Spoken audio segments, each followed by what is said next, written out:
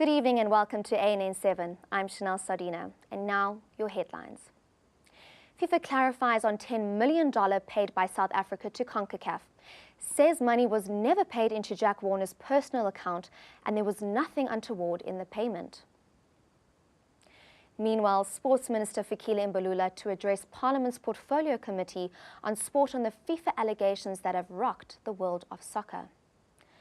NUMSA will today announce their way forward after their failed court bid to be back in its mother body, COSATU. The Labour Union will be addressing the media today in Johannesburg. Telkom is looking to cut over 4,000 jobs and outsource close to 3,500 positions in a bid to ensure sustainability.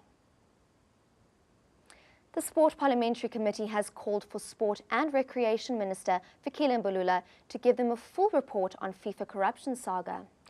ANC MPs on the committee were, however, adamant that neither Danny Jordaan nor any others involved in South Africa's bid to host the World Cup would be called before the committee. The Democratic Alliance had previously launched a failed bid to bring Jordaan and Molefe Oliphant before the committee. Jordaan reportedly signed off on the $10 million for CONCACAF that's now part of a US investigation into alleged bribery and corruption in FIFA's ranks.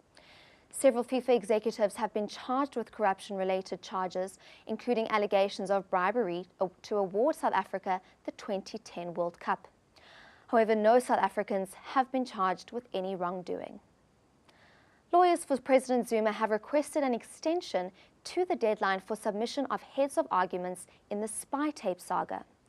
The president's legal team was expected to file heads of argument at the North Gauteng High Court to explain why corruption charges against him should not be reinstated.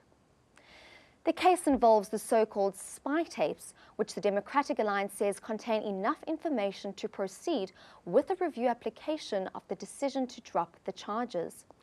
The DA was handed the spy tapes last year after the Supreme Court of Appeal ruled that the NPA had to comply with a previous order to release the tapes. Zuma opposed the move. The recordings, internal memoranda, reports, and minutes of meetings dealing with the contents of the recordings had to be provided.